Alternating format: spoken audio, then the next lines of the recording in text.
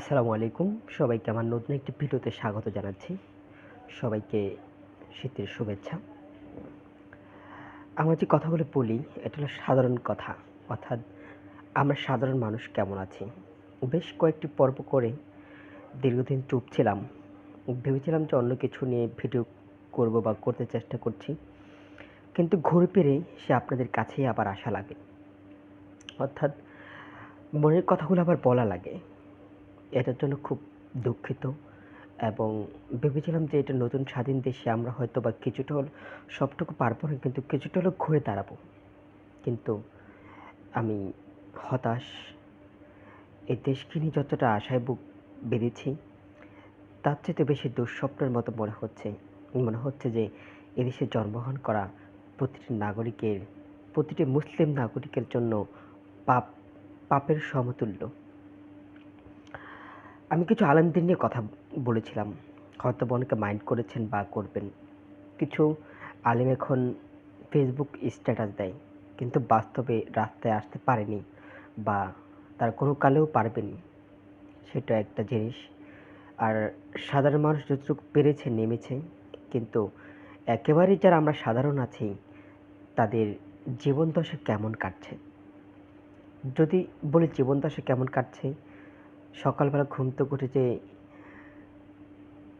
নাস্তা করতে যাবেন, আপনি আটা কিনবেন, সেখানেও দামের পরিবর্তন ঘটেনি। যারা কাজকর্মে যান বা ব্যাচেলার থাকেন বা একা থাকেন, যদি দোকানে যান, 10 টাকা 15 টাকা সাধারণ রুটির কোনো পরিবর্তন ঘটেনি। তারপর যদি বাজারে যাই, বাজারে যে ঊর্ধ্বগতি, আলু 75 টাকা থেকে 80 টাকা, পুরাতন আলু, নতুন আলু তো 100 থেকে 100-র উপরে। অর্থাৎ আমাদের দৈনন্দিন জীবনে কোনো কিছুই পরিবর্তন ঘটেনি, শুধু ঘটেছে সরকারের অর্থাৎ কয়েকজন মানুষের পরিবর্তন মাত্র। অর্থাৎ আমাদের এই সমাজে বেঁচে থাকার মতো অধিকার বা চেষ্টা, যারা আমরা বেসরকারিভাবে কাজ করি তাদের বেশিরভাগই কর্মস্থলে কখনো বেতন বাড়েনি। ম্যাক্সিমাম আপনি যদি 10টা প্রতিষ্ঠান দেখেন, 8টা প্রতিষ্ঠান বছর শেষে আপনাকে বেতন বাড়ায়নি। অর্থাৎ আপনার দিন দিন পরিবার বড় হবে, আপনার চাহিদা বাড়বে, কিন্তু আপনার যোগান ক্ষমতা কমে যাবে। আপনি যোগান দিতে পারবেন না আপনার পরিবারের। কেন পারবেন না? আপনার যে ইনকাম সেটাই রয়ে গেছে, কিন্তু দ্রব্যমূল্যের আমাদের চাহিদার পরিমাণ দিন দিন বেড়েই যাচ্ছে। অর্থাৎ এটাকে করার জন্য একটা সরকারকে সুনির্দিষ্টভাবে অনেকগুলো কাজ করতে হয়, কিন্তু আমাদের দেশে সেটা সম্ভব হচ্ছে না, একেবারেই সম্ভব হচ্ছে না। হয়তো ইউনূস সরকার ভেবেছিলাম এসেছে, অনেক কিছু পরিবর্তন ঘটবে, দেশে বিপ্লব হয়েছে, অনেক ভাইরা জীবন দিয়েছে, আমরাও প্রতিবাদ করেছি আমাদের সাধ্যমতো, কিন্তু দিন শেষে যে ফলাফল সেটা আমাদের একেবারেই শূন্য। অর্থাৎ আমাদের কোনো পরিবর্তন ঘটেনি। আর এই দেশটা এমনভাবে তৈরি হয়ে গেছে যে গুটি কয়েক মানুষ চালায়। যেমন গত দুদিন ধরে আমি যখন কারণ বাজার যাই তখন দেখি যে একটা পত্রিকা অফিস যেভাবে শুধু মুসলিমদের জন্য বিদ্বেষ ছড়াতো, মুসলিমদের ঘৃণা তৈরি করত, তাদেরকে পাহারা দেওয়ার জন্য শত শত সেনাবাহিনী মোতায়েন করে রেখেছে। অথচ ওইদিকে আমাদের আইনজীবী ভাই একজন চিন্ময় দাস কুসংস্কার অর্থাৎ ধর্ম প্রচারের নামে অকর্ম করে একটা মানুষকে তার সমর্থক গোষ্ঠী হত্যা করে ফেলেছে। অথচ সেখানে ভিডিওগুলো ভালো মতো ফোকাস করতে পারছে না, এবং কি আমাদের দেশ পাশে, সেখানেও প্রপাগান্ডা প্রতিনিয়ত ছড়িয়ে যাচ্ছে আমাদের এই দেশের নামে। কিন্তু সবচেয়ে বড় বিস্ময় এবং সবচেয়ে বড় দুঃখজনক, এদেশের রাজনীতির জন্য মানুষ কতটা বদলি হতে পারে, গতকাল একটি মির্জা ফখরুল ইসলাম আলমগীরের এক বক্তব্য থেকে বুঝতে গেল। অর্থাৎ এদেশের পরিবর্তন কখনো ঘটবেনি। আপনি বিএনপিকে আনতে চাচ্ছেন ক্ষমতায়। বিএনপি আসলেও ইন্ডিয়ারই পরিপূরক এবং ডেইলি স্টার প্রথম আলোরই পরিপূরক। তারাও জানে যে প্রথম আলো এবং ডেইলি স্টার বাংলাদেশকে চালাচ্ছে, যেভাবে তারা বলছে সরকার সেভাবে চলছে। আর গতকালকে স্পষ্ট হলো যে বিএনপি পরিপূর্ণভাবে এটার সাথে জড়িত আছে।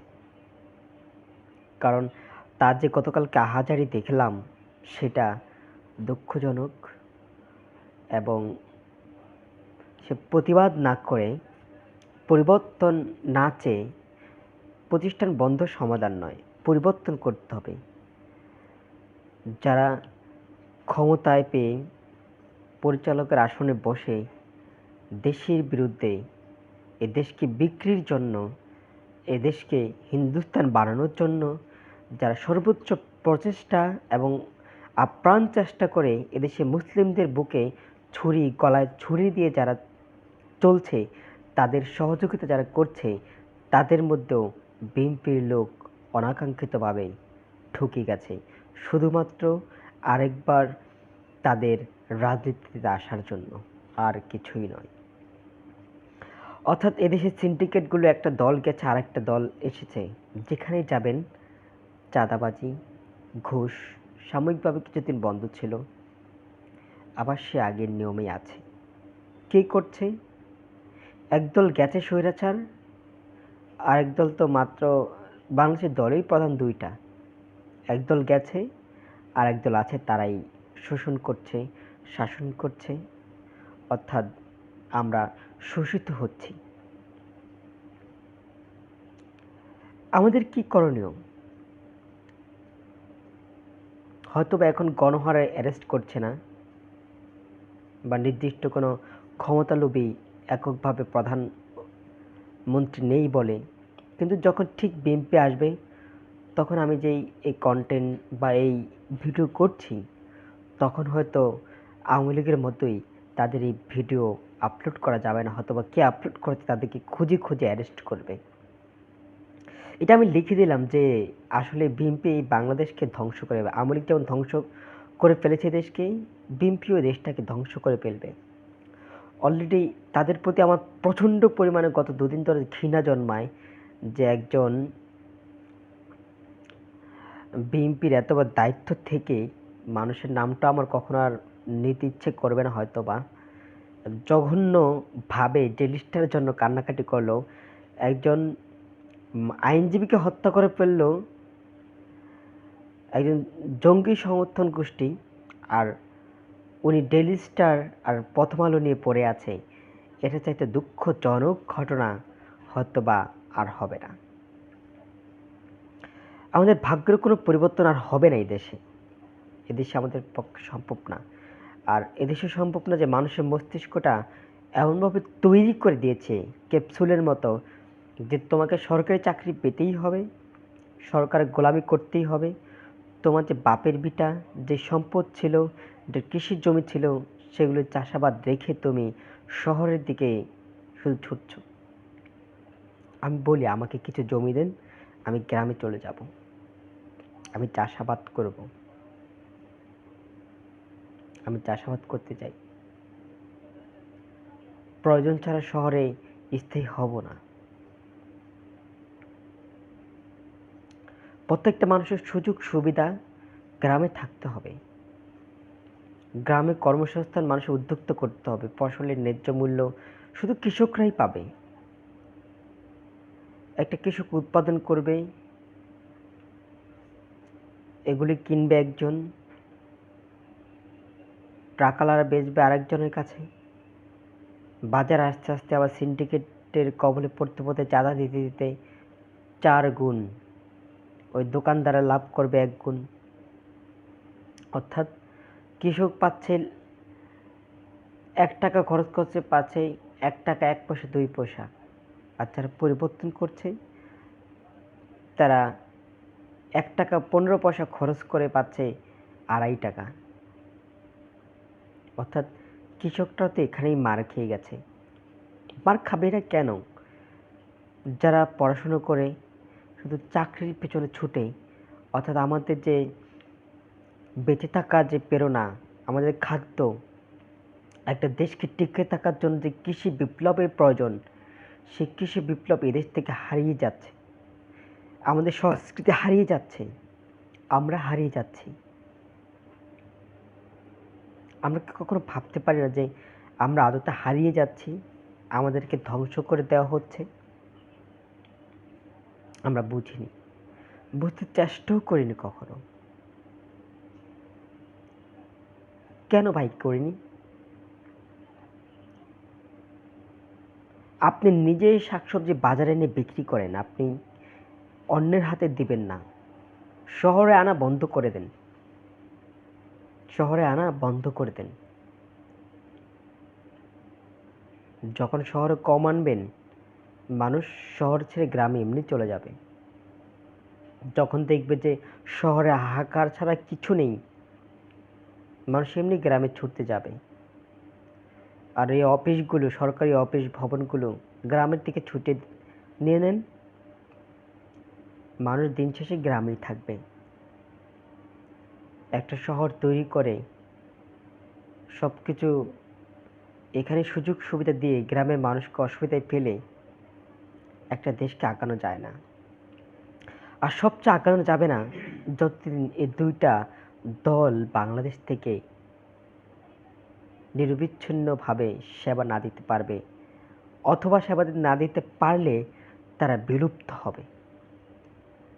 এদেশে মানুষের পড়াশুনো হতে, একটা মানুষ গত 15 বছরে যারা পড়াশোনা শেষ করেছে, 15 বছর ধরে তারা শুধু মজিব শিখেছে।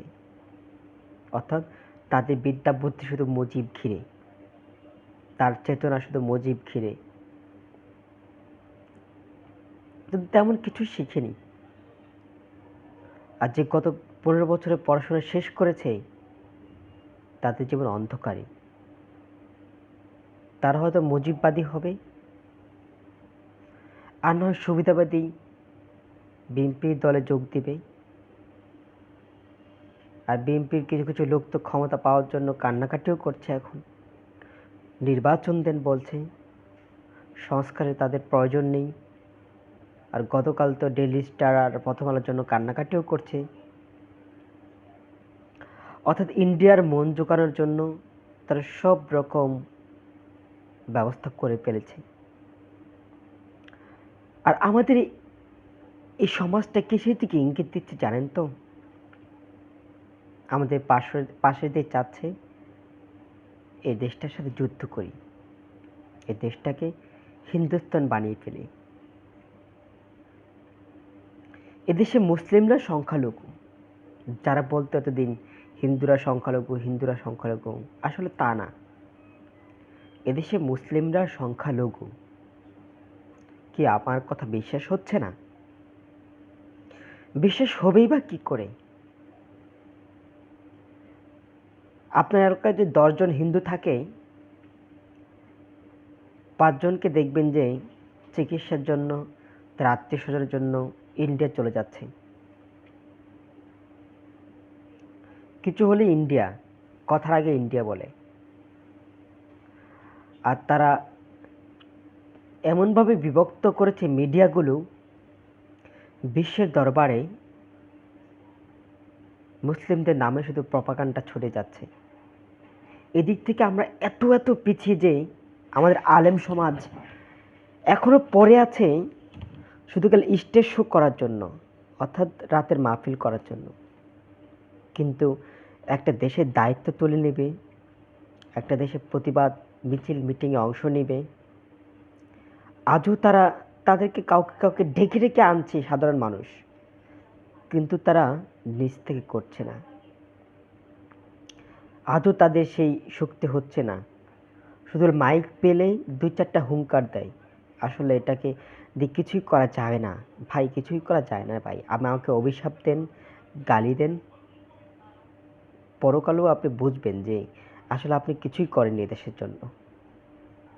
একটা দেশকে মুসলিম বানানোর জন্য আপনি কিছুই করতে পারেননি। আপনার ব্যর্থতা শুধু কেল এইটুকুই যে আপনি ওয়াজ মাহফিলে যে কথাগুলো বলার ছিল, যে চেষ্টাটা করার ছিল, করেননি। আরে একই ওয়াজ আমার জন্মের পর যেটা শুনে আসছি, আজও ৩০ বছর বয়সও সেটাই শুনছি। চোখ কান খুলে যেটাই শুনছি, আজও সেটাই শুনছি। নতুন কিছু না। নতুন কিছু কিছু শুনছি কিছু কিছু মানুষের দ্বারা, যারা সরাসরি আলেম নয়। তাদের ইসলামিক চিন্তা ভাবনা আলেমদের চাইতে অনেক গভীর। কিন্তু হয়তো তারা হাদিস কালাম মতো মুখস্থ জানে না, কিন্তু তাদের যতটুকু জানে, যতটুকু চিন্তা, যতটুকু পড়ে, অনেক গভীর। বা আপনি সাধারণ মানুষের সাথে মিশেন, সাধারণ মানুষের কথা বোঝেন, একটা দেশ সম্পর্কে ভাবুন। আমি আলেমদেরকে বলছি, একটু দেশ সম্পর্কে ভাবে রাস্তায় নামুন। দেখেন না কিছু করতে পারেন কিনা। আপনার উদ্যোক্তা হন। কেউ যদি উদ্যোক্তা হয়, কেউ যদি অর্থনীতিকের বেশিরভাগই চাকা তার কাছে থাকে, ওই সরকার, ওই দেশ তার হাতেই থাকে। কেন করছেন না? কয়জন আলেমের কয়টা গার্মেন্টস আছে? কয়টা আলেমের কয়টা ইন্ডাস্ট্রি আছে? শুধু কাল জীবনটা পার করে দিলেই হয় না এইভাবে। আল্লাহর কাছে কি বলবেন যে আমি তো ওয়াজে অনেক কিছু বলেছি, নামাজ পড়তে বলেছি, কালাম পড়তে বলেছি। আরে নামাজ আপনার তো বলা লাগবে না। আপনি নিয়ম তৈরি করেন, আমার পাছেও বাড়ি পড়বে। এমনি দুধ দিব মসজিদে। বুঝতে পারেন না হয়তোবা। আল্লাহ আপনাদেরকে বোঝার তৌফিক দান করুক। সুস্থ থাকুন, ভালো থাকুন। নিরাপদে চাইলেও থাকতে পারি না, এই জন্য এই কথাটাও এখন আর বলবো না।